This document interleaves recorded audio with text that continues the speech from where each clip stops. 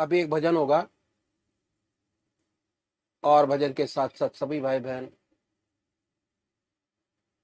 अपने अपने इष्ट का ध्यान करेंगे। ध्यान कैसे करें?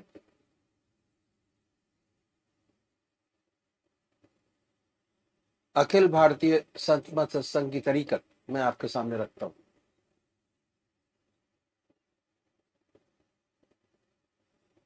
सबसे पहले निश्चित कीजिए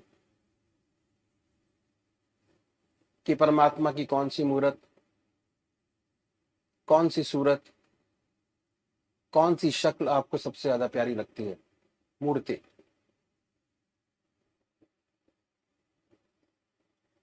किसी से पूछने की जरूरत नहीं, अपनी आत्मा से प्रश्न कीजिए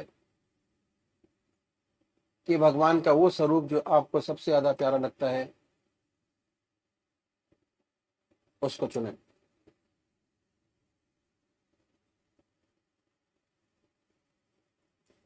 उसके बाद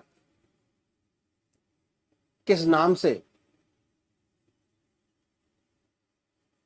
आप उनको याद करेंगे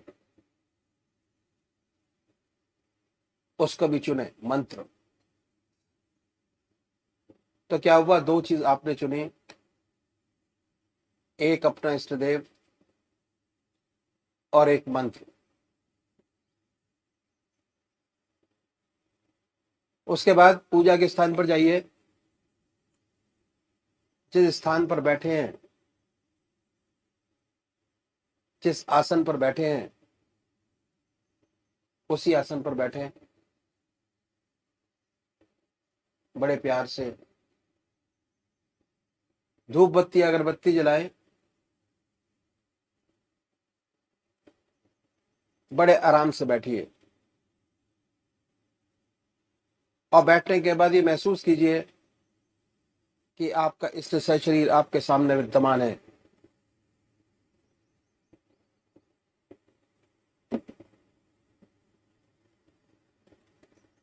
सशरीर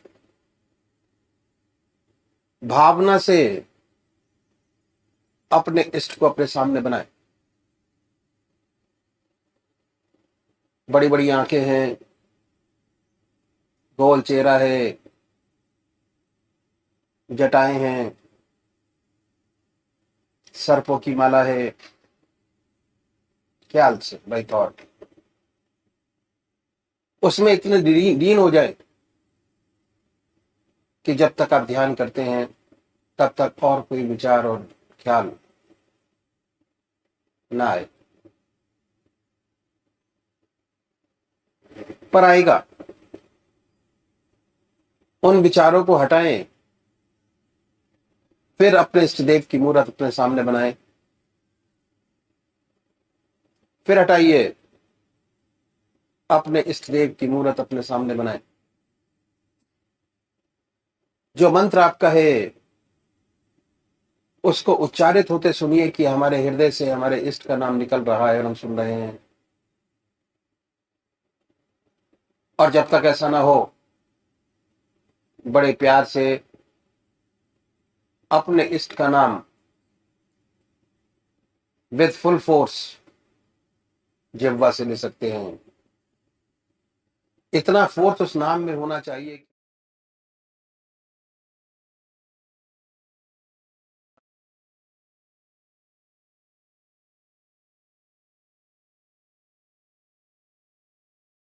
ध्यान करें, बड़े आराम से बैठिए, बड़े प्यार से। उसके बाद ये महसूस करें कि हमारे हर दिल की धड़कन पर जो नाम आपने चुना है वो निकल रहा है। हृदय ओम ओम कह रहा है और पूरे शरीर में वाइब्रेट करता है। उसके वाइब्रेशंस को महसूस कीजिए और आनंदित हुई। बड़े प्यार से इस काम को करना है। जब भी कोई संसारिक बात आपके ध्यान में आए, दिमाग में आए, उन विचारों को हटाएं, फिर अपने इष्ट देव की याद में लगे फिर हटाइए, अपने इष्ट देव की याद में लगिए। अगर आज ध्यान करते हुए आपके 100 विचार 1 मिनट के अंदर आते हैं, तो निश्चित समझिए अगर ये अभ्यास आप बराबर करते चले जाएंगे तो एक दिन ऐसा आएगा कि कोई विचार आपके आगे नहीं होगा। भगवान श्री कृष्ण ने साधक की दृष्टि से गीता में 4 बात बताई। पहली आहार की शुद्धि, दूसरी विहार की शुद्धि, तीसरा अभ्यास और चौथा बराबर अभ्यास।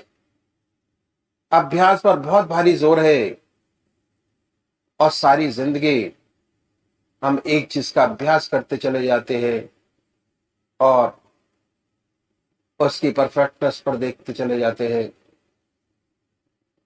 बड़े प्यार से अगर इस तरीके से अभ्यास करेंगे, बड़ी सुंदर स्थिति होगी। जब भी आप अपने इष्ट देव के चरणों में विश्राम चाहेंगे, बड़े प्यार से विश्राम मिलेगा, ना कोई दूसरा विचार रहेगा ना ख्याल, और हमारी आत्मा हमारे मन को देखती रहती है, वो बताती है कि हम क्या सोच रहे हैं। जब विचार हट जाए अपने इष्ट देव के चरणों में, फिर दोबारा उस चीज को पकड़े, अपने इष्ट देव को दोबारा अपने इष्ट देव में ध्यान लगाइए।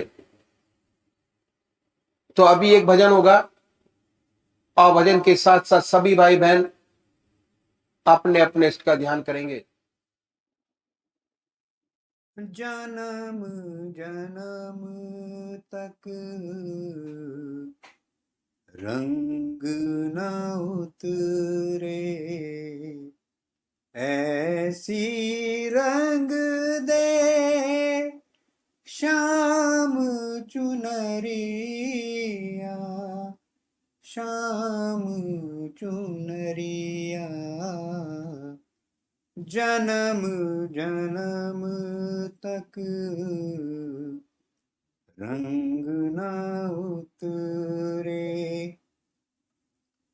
रंग न जिस पर चढ़े दूसरा, और न जो फीका पड़ जाए, उसी प्यार के रंग में रंग दे।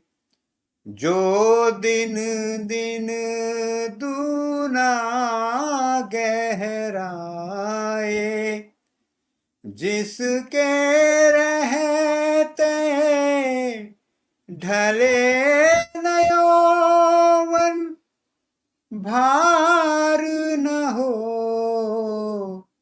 कभी उमरिया। जन्म जन्म तक रंग न उतरे, हर दर्पण तेरा मुख देखे, हर मुख में तेरी ही छाया, सांसों में वो सिसकी भर दे, निस दिन प्राण रहे अकुलाया, नींद न आए जन्म जन्म तक, ऐसा आंजन आंज दे अखियां। जन्म जन्म तक रंग न उतरे, आज वही धुन छेड़ मधुरतम, जाग उठे यादों का मधुवन, ब्रह्मनाद में ऐसा डूबूं, टूट जाए माटी के बंधन, सुध न रहे मेरे तन मन की, ऐसी आज बजारे बांसुरिया, जन्म जन्म तक रंग न उतरे, ऐसी रंग दे श्याम चुनरिया, श्याम चुनरिया, जन्म जन्म तक रंग ना उतरे। परमात्मा तू ही है।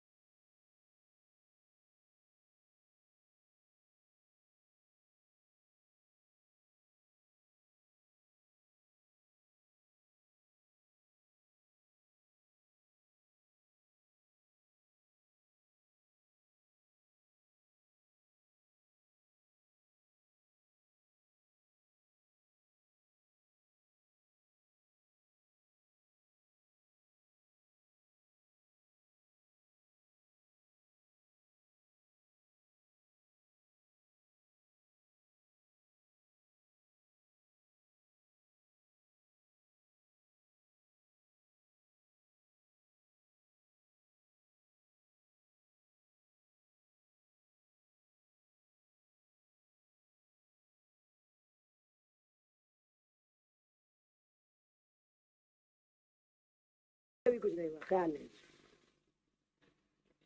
ये सत्य निष्काम कर्म है। ख्याल तक नहीं हुआ। और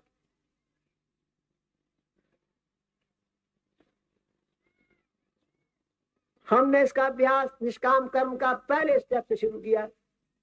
जब हम रात को सोते हैं, सेल्फ इंट्रोस्पेक्शन करते हैं, तो क्या करते हैं कि जो अच्छे काम सोचते, अपनी आत्मा से पूछते हैं कि आज कोई अच्छा काम हमसे बना जिससे दूसरों की आत्मा को सुख और शांति पहुंची। अगर कोई बना है तो उसे भगवान कृपा कर देते हैं, प्रभु आपने किया, मैंने नहीं।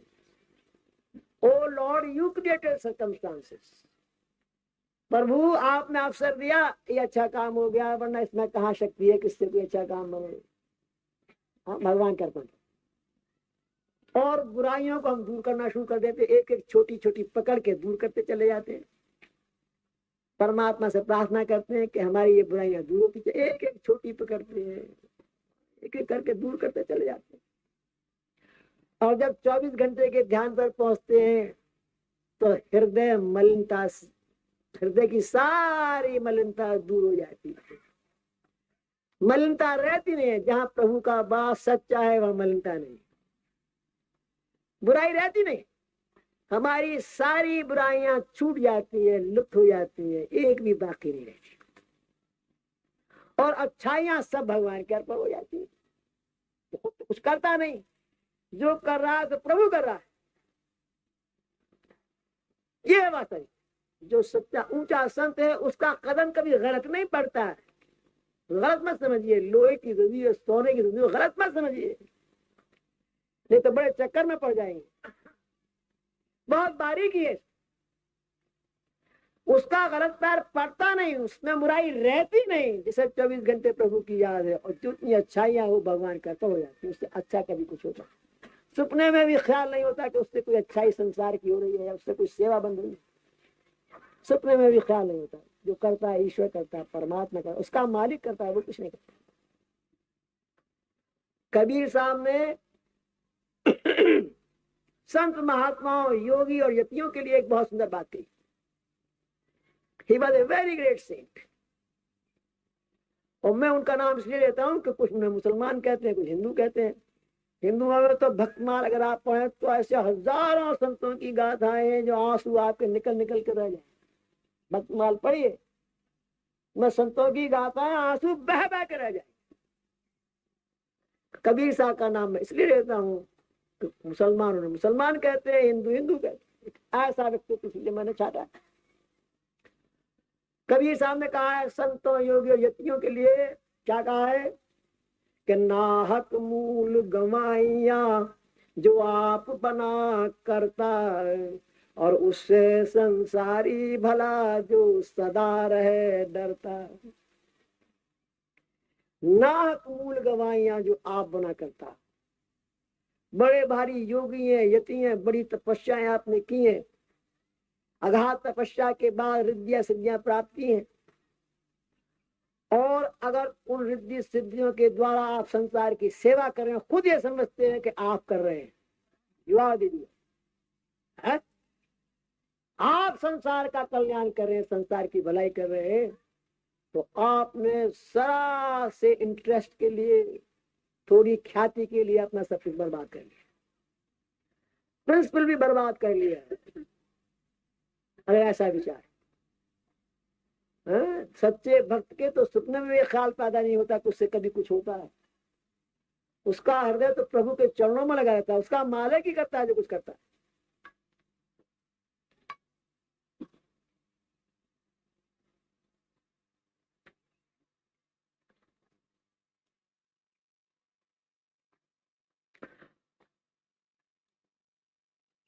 और इस जमाने में तो कर्ताओं की दौड़ लगी हुई।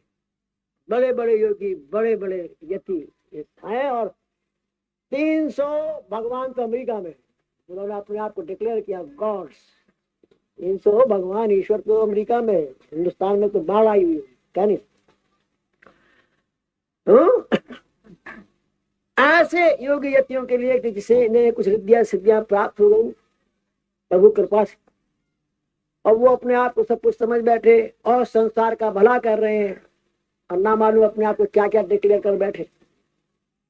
उनके लिए कहा है कि ऐसे योगी यतियों से कि जो खुद कर्ता बन गए, उन्होंने अपनी सारी कमाई नष्ट भ्रष्ट कर ली। ऐसे योगी यतियों से वो गृहस्थी कहीं ऊंचे हैं जो आधा घंटा सुबह प्रभु की याद करते, आधा घंटा शाम को प्रभु की याद करते, दिन भर उस परमात्मा से डरते हैं। उनकी तपस्या कहीं ऊंची। और कबीर साहब का अपना जीवन कैसा था, उसकी एक मिसाल मैं आपके सामने रखूं। जब कबीर साहब की ख्याति बहुत हो गई, लोग कहने लगे कि बड़ा ऊंचा महात्मा है, ग्रेट सेंट, संत। तो एक बार 200-250 बड़े इंटेलेक्चुअल्स अध्यात्म के, उन्होंने सबके सबने सलाह की कि भाई देखें वास्तव में कितनी गहराई है, कबीर में गहराई कितनी, लेट अस सी। और ऐसा विचार के 200-250 पंडितों की जो टोली थी वो कबीर साहब के घर की तरफ चली कि आज उनसे बातचीत करेंगे, सत्संग करेंगे और देखेंगे क्या गहराई है। सत्संग करने के हेतु पधारे। कबीर साहब का छोटा सा घर था, उसमें 2 कमरे थे। एक कमरे में खुद रहते थे, एक में गाय बनती थी या भूस रहता था।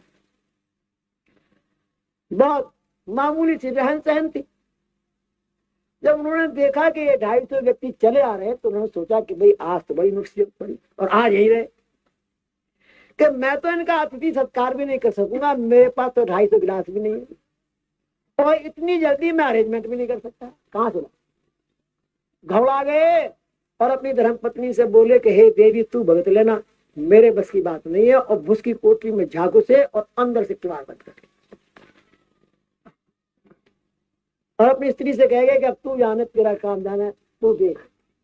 धीरे धीरे अब स्त्री दरवाजे पे जाए खड़ी हुई देख रही है कि भीड़ तो उधर ही आ रही है, उन्हीं के दरवाजे की तरफ चली आ रही है। आंसू लुढ़क रहे, डुल डुल डुल के परमात्मा इज्जत रखने वाला है, पति भी साथ छोड़ गया और सारी जिम्मेदारी मेरे ऊपर छोड़ गया। आंसू लुढ़क रहे आंखों में, दरवाजे पे खड़ी है बेचारी। जब नजदीक आए तो क्या देखते हैं कि उस भीड़ के पीछे एक बैलगाड़ी आ रही, और जब वो भीड़ आई तो उसके पीछे पीछे बैलगाड़ी भी दरवाजे पर रुक गई। और बैलगाड़ी में क्या देखती है कि जो गाड़ी हाँकने वाला है उसके पीछे कबीर साहब स्वयं बैठे और गाड़ी सब सामान से भरी पड़ी है, खाने पीने का बर्तन जो जिसकी आवश्यकता है सब चीजें उसमें मौजूद है गाड़ी। अब ये बड़ी चौकी कि मेरे घर का दरवाजा एक है, बराबर मैं यहाँ खड़ी हूँ, कबीर साहब ने तो उसकी कोठरी अंदर से बंद कर दी, ये निकल किधर से भागा और जाने के बाद कहां से इतना इंतजाम कर, कौन इसे ऐसा सेठ मिल गया जो फटाफट सारा इंतजाम कर दिया। बड़ी चकित है, कह कुछ नहीं सकती है तो कबीर साहब। गाड़ी रुकी, सामान उतरा और कुछ जो आए थे उन्होंने मदद की, 1-2 व्यक्ति गाड़ी पर सबने मदद करा करके, और खाने पीने का सामान भी तैयार हुआ। सत्संग भाई आए तो सबने मदद की, उधर खाने पीने का सामान तैयार हुआ, उधर सत्संग प्रारंभ हुआ। सत्संग होने लगा, बड़ा ऊंचा सत्संग, हर एक intellectual well satisfied, with them convinced जो कह रहे हैं बिल्कुल सत्य है। इतना कन्विक्शन हर एक को हुआ। फिर भोजन मिला, आध्यात्मिक भोजन मिला और खाना भी अच्छा मिला। अच्छी प्रकार जब निवृत्त हो गए और जब चलने लगे तो सब मिलके कबीर साहब की बड़ी तारीफ करने लगे। क्या कहने भाई, जैसा सुना उससे कहीं ऊंचा पाया, बड़ा रिद्धिसिद्ध पुरुष है, क्या कहने। जब ये तारीफ कर रहे थे तो जो असली कबीर साहब थे वो तो भूस की कोठरी में बंद थे। जब उन्होंने ये तारीफ सुनी तो उनसे नहीं रहा गया कि बोले कि आज सारा बर्बाद हुआ, आज जिंदगी की सारी कमाई गई। फट से दरवाजा खोला, कूद पड़े, ये कूदे और वो गायब हो गया जो अब तक था। अब ये रो रहे हैं, सबके चरणों में गिर रहे। हाँ, और क्या कह रहे, ना कुछ किया न कर सका, ना कुछ किया न कर सका, ना कुछ किया शरीर शरीर से ही मैं आपकी कोई सेवा नहीं कर सकता। ना कुछ किया न कर सका, ना कुछ किया शरीर, और जो कुछ किया सो हरि किया। और कहत कबीर कबीर, आप मेरे पे क्यों लांछन लगा? जो किया परमात्मा ने किया, उस हरि ने किया, मैंने तो कुछ किया नहीं, मैं शरीर से भी कुछ नहीं। रो रहे हैं, बिलक रहे, और ये लोग बड़े कितनी ह्यूमिलिटी है। तो ये है सच्चे भक्त। ऐसी निष्काम कर्मता जब आ जाती है, इसमें स्थिति हो जाती है, तो परमात्मा का सच्चा ब्लिस, सच्ची कृपाधार पृथ्वी पर उतरती है, जिनसे साधकों की आत्माएं सिंच जाती हैं, प्रेम से भर जाती हैं, प्रभु के प्रेम में भर जाती है। फिर वे प्रभु के प्रेम में सराबोर हो जाती, वो कृपाधार प्रभु की उतरती है। ऐसा जब निष्काम कर्म में आरूढ़ता पैदा होती, ये है सच्ची निष्काम कर्म। मुझे एक और संत का किस्सा याद आ गया, वो भी मुसलमान संत थे, रहीम साहब।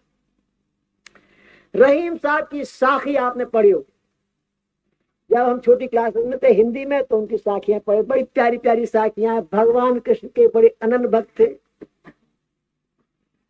और उनका ये उसूल था कि हर बृहस्पति के दिन दान करते थे, हर बृहस्पतिवार के। और दान की ये सिर्फ थी कि जो जो मांगता उसको वो ही देते। खाना मांगता खाना, कपड़ा मांगता कपड़ा, पैसा मांगता पैसा, और जितना देते उतना जमीन में और झुके चले जाते। बड़े जैसे बड़ा शर्म और लज्जा से सिर झुका चला जा रहा। एक कवि उनके इस दान करने के तरीकों को देख रहा है, उससे निराश है। वो रहीम साहब के पास आया, उसने कहा कि रहीमन सीखी कहा दैनी तुम ये देन, जो जो ध्यान तिहारो पड़े त्यों त्यों नीचे ने। कहा ये सीखा तरीका दान करने का, जितना अधिक देता है उतना ही और लज्जा के मारे पृथ्वी में घुसा चला जा रहा है। दुनिया तो साइन बोर्ड लगाती है, बड़े बड़े अखबारों में निकालती है, बड़े बड़े पत्थर लगाती है, कोई पंखा भी देता है तो उसमें भी लगा देता है कि इसकी स्मृति में दिया गया। तू एक देता है और झुका चला जा रहा है, जमीन में पृथ्वी में गा चला जा रहा है। कहां से सीखा ये तरीका तेने दान करने का? रहीम साहब ने बड़ा संदेश जवाब दिया, रो पड़े और रोकर कहने लगे कि देने वाला और है, देता है दिन रैन। देने वाला और है, देता है दिन रैन। और लोग ब्रह्मों पे करें ताते नीचे न। लज्जा से शर्म से मरा चला जाए। देने वाला वो प्रभु है, दिन रात देता रहता है। लोग कहते हैं रहीम देता है, कैसा झूठा लांछन मेरे ऊपर लगा रहे, शर्म से मैं दबा चला। ऐसी सच्ची निष्काम कर्मता जब होती, ऐसे भक्त जिनकी ऐसी आरूढ़ता निष्काम कर्म हो जाती है, वो परमात्मा के सच्चे पैर, सच्ची कृपाधार को पृथ्वी को उतारते हैं, उस प्रभु के नाम को रोशन करते हैं। ये है सच्ची निष्काम कर्मता। जहां ऐसी निष्काम कर्मता प्राप्त हो जाती है, फिर संस्कार नहीं बनता। पुराने संस्कार कुछ तो ध्यान अग्नि में जल के समाप्त हो जाते हैं, कुछ भोग के कारण देता है, आगे की स्लेट क्लीन है, कुछ नहीं कर, संस्कार नहीं बना। हाँ, मुक्त है, जीवन मुक्त होकर विचरता है, जीवन मुक्त है। ये है सच्ची ऊंची अवस्था। इसी जीवन में जीवन मुक्त। ये ऐसी निष्काम कर्मता। मुझे एक किस्सा और याद आया। निष्काम कर्म जो है बड़ी कठिन चीज है, आसान नहीं, वेरी डिफिकल्ट। और मैं एक कहानी आपके सामने रखूंगा। उस कहानी के बारे में ये मत सोचिएगा कि ऐसा कैसे और ऐसा कैसे है। अगर इन बातों के चक्कर में पड़ जाओगे तो कुछ हाथ नहीं लगे। आप जो उसका सारांश है उस कहानी का, उसको पकड़िए और उससे फायदा उठाइए। एक राजा था, बड़ा विद्वान था, उसने बहुत अध्ययन किया और वेदांत का बाद अध्ययन किया, और अध्ययन करने के बाद इस निर्णय पे पहुंचा कि गुण गुणों में बरत रहे, प्रकृति प्रकृति में बरत रही है, आत्मा तो स्वच्छंद है, आत्मा कुछ करता है। Soul is only a seer not a doer, करती कुछ नहीं है, आत्मा कुछ नहीं करती। उसने पढ़ लिया, लिख लिया, और जब आचरण जो था वो उसका ऐसा था कि जब अच्छे काम करता और दूसरे तारीफ करते तो उसे बड़ी खुशी हासिल होती है, क्या बड़ी प्रेज हो रही है, इज्जत मिली।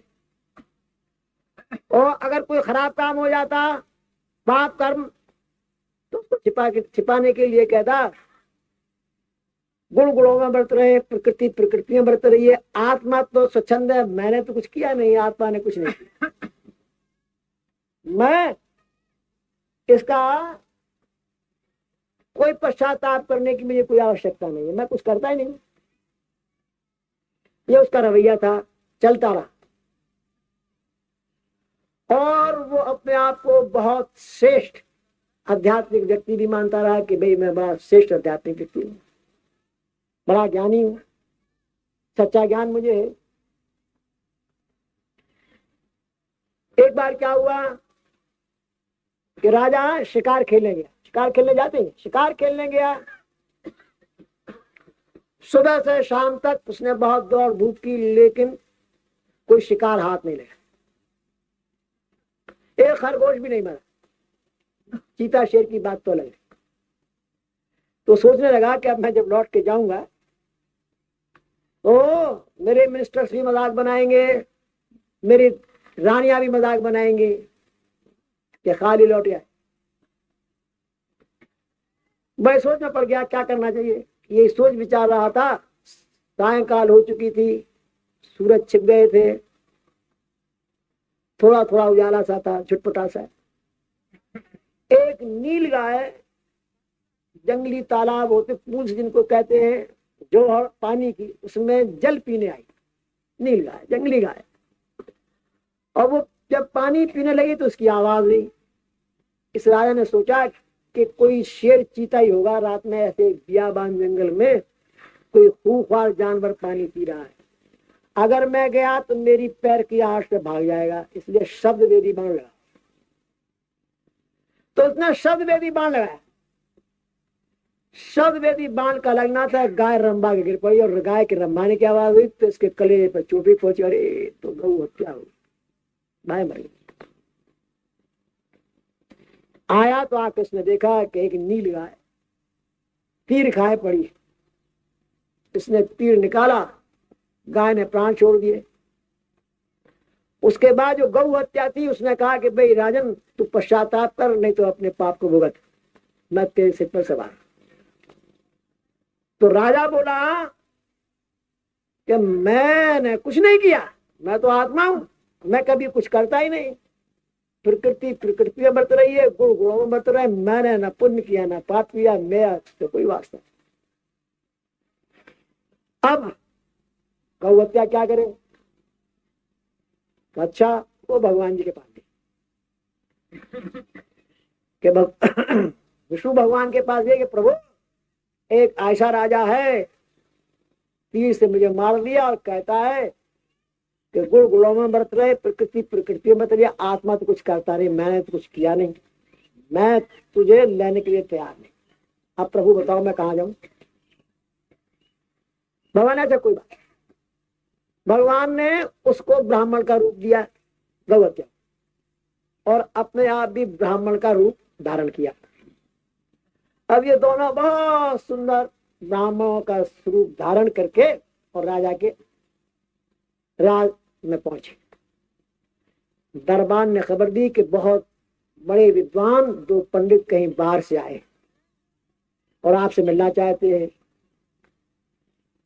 उनका लाइए। जब अंदर घुसने लगे तो राजा भी चौंका, करे ये तो बड़े दिव्य मूर्तियां हैं। तो फौरन राज सिंहासन छोड़ के आया उनका आगमन करने के लिए। आगमन किया, उन्हें एक स्पेशल महल में ठहराया, बड़ी आवभगत की। और जितनी आवभगत करता रहा, और उनके तेज से, उनकी विद्वता से और भी श्रद्धा उसमें बढ़ती रही।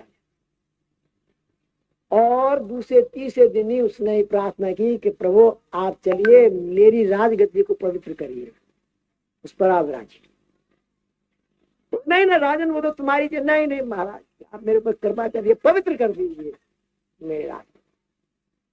ब्राह्मणों को राजा ले गया अपनी गद्दी पर, अपने आप नीचे बैठा गद्दी पर, उनको बैठाला, सारा दरबार बुलाया, बहुत इज्जत,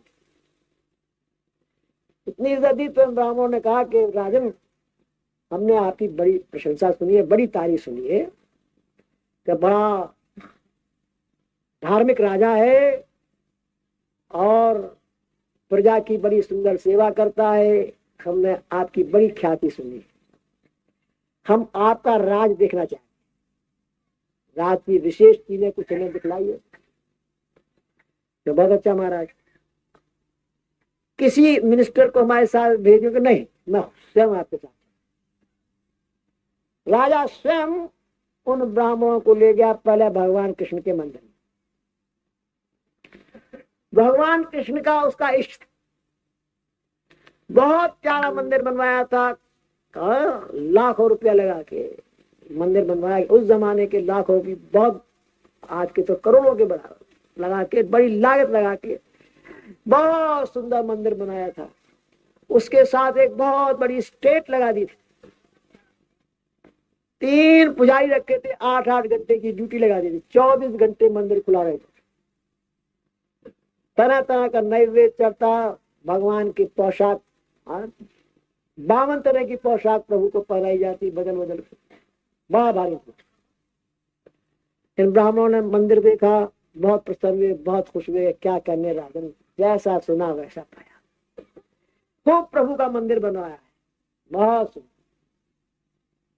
फिर उसके बाद में जो विष्णु भगवान थे, रूप लिए ब्राह्मण का, बोले कि वो सामने जी मंदिर मालूम होता है कि हाँ वो भी मंदिर है, भाई उसे भी देखिए, हाँ वो भी देखिए। वहां सामने गए तो इतना अच्छा नहीं था, था तो अच्छा, इंतजाम यहाँ भी अच्छा था। भगवान शिव के मस्तिष्क पर, हाँ, कलश लगे हुए थे, जिसमें गंगा जल और दूध की, हाँ, धारा बार महाराज के मस्तिष्क पे पड़ती रहती थी, और भक्त लोग चरणामृत लेते रहते। यहाँ भी बड़ा सुंदर प्रबंध था, लेकिन कोई मुकाबला नहीं। भगवान कृष्ण के मंदिर का, भगवान शिव के मंदिर का कोई मुकाबला नहीं था। तो ये ब्राह्मण बोले कि महाराज वो बात नहीं है, उसमें राजा चुप था, कहा कुछ। और राजा ने अपने राज की और मुख्य मुख्य चीजें दिखलाइए। तो फिर उन्होंने दिखाना शुरू किया कि भाई ये पाठशाला है, ये स्कूल बनाए। धीरे धीरे वो ये कहने लगा कि ये मैंने स्कूल बनवाया, इसमें इतनी क्लासेस है, ये मैंने धर्मशालाएं बनाई, ये मैंने बावड़ियां बनाई, ये कुएं बनवाए। धीरे धीरे मैं आना शुरू।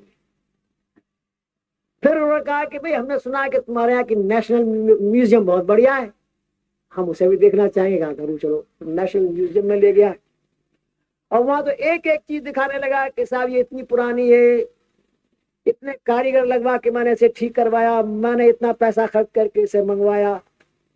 हर चीज में मैं लगता चला गया। जब मैं खूब हो चुका, तब भगवान ने गौ हत्या को इशारा किया, तो वो शरीर छोड़ के गौ हत्या प्रकट हो गई। बोले राजन, कृष्ण का मंदिर तैने बनवाया, शिव का मंदिर तैने बनवाया, बावड़ियां तैने खुदवाई, स्कूल तैने बनवाए, धर्मशाला तैने बनवाई, तो ये गौ हत्या किसने की?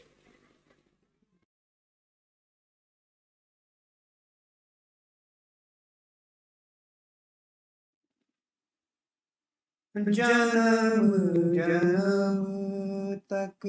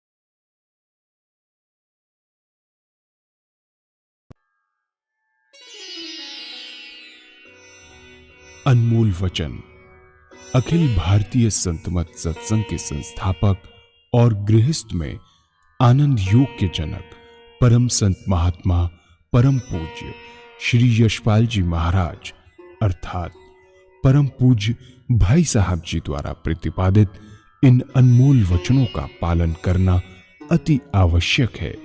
ये वचन हमारी गृहस्थ आध्यात्मिक साधना के लिए मूलभूत सिद्धांत हैं, जो इस प्रकार हैं।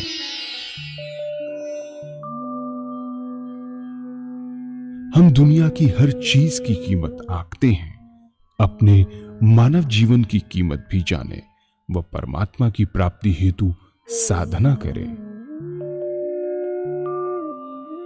मनुष्य योनि एक उपहार है, इसीलिए परमात्मा को धन्यवाद देते हुए आधा घंटा प्रातःकाल, आधा घंटा सायंकाल पूजा अवश्य करें। सत्संग, सतनाम व सद्गुरु को प्राथमिकता देते हुए इसी के आधार पर ध्यान योगाभ्यास अवश्य करें व गृहस्थ के कार्यों को परमात्मा का कार्य समझकर उसी की याद में संपन्न करें। हर समय ये ध्यान रहे कि गुरु कृपा द्वारा परमात्मा की पवित्र सत्ता का हमारी आत्मा में वास है, अतः मन में निरंतर अपने इष्ट देव का जाप करें। मान सम्मान की इच्छा ना करें व अपमान से दुखी न हो। परमात्मा के अतिरिक्त किसी और का भय न करें।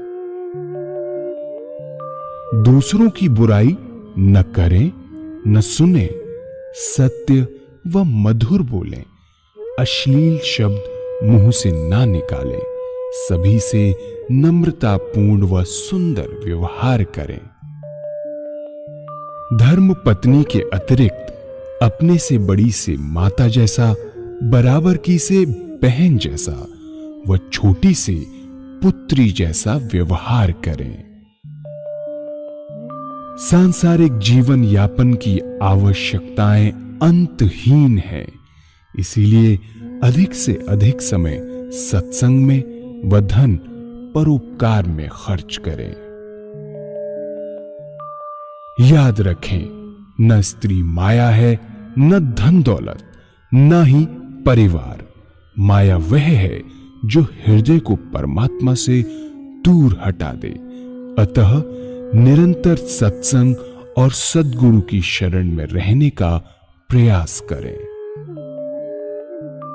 भोजन अपने इष्ट को अर्पण कर प्रसाद रूप में परमात्मा की याद में करें।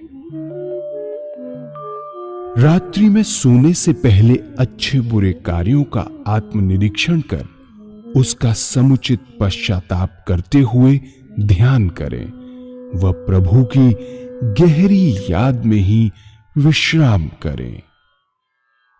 परमात्मा तू ही है, तेरी इच्छा पूर्ण हो।